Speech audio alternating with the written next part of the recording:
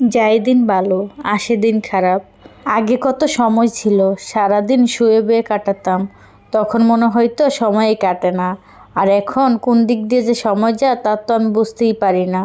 আসসালামু আলাইকুম আমার প্রিয় ভাই বোনেরা, আপনারা সবাই কেমন আছেন? আশা করি অনেক অনেক ভালো আছেন। আপনাদের দোয়া ভালোবাসা আলহামদুলিল্লাহ আমি অনেক ভালো আছি।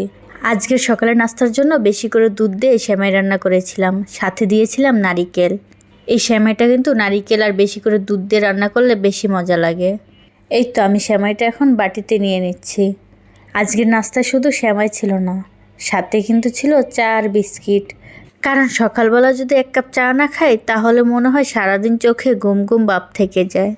তাই সকালের নাস্তা আর কিছু থাক বা না থাক আমার কিন্তু এই চাটা থাকাই লাগে। যাই হোক, এই ভিডিওটা কিন্তু বেশ কয়েকদিন আগের।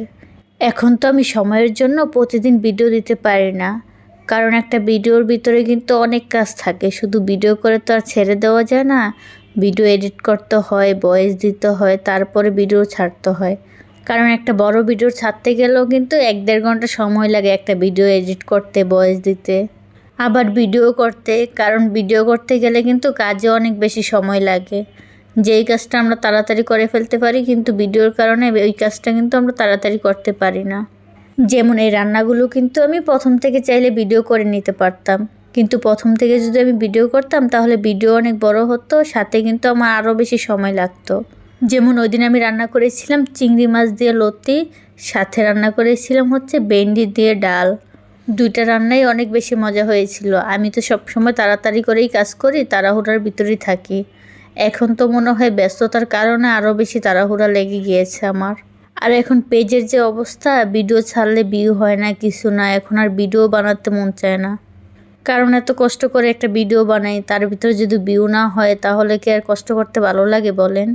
আর এই গরমের ভিতরে একটা ভিডিও ভয়েস দিতে যে কতটা কষ্টকর, যে ভয়েস দেয় সেই শুধু জানে।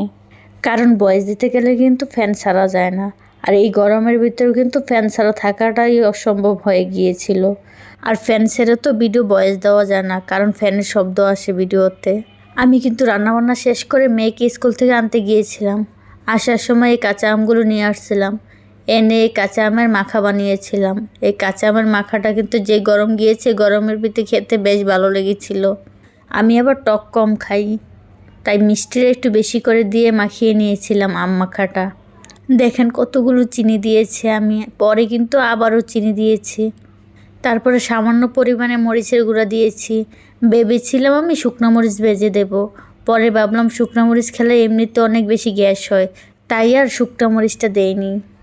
যাই হোক, কথা বলতে বলতে কিন্তু আমার ভিডিওটা শেষ পর্যায়ে চলে আসলো।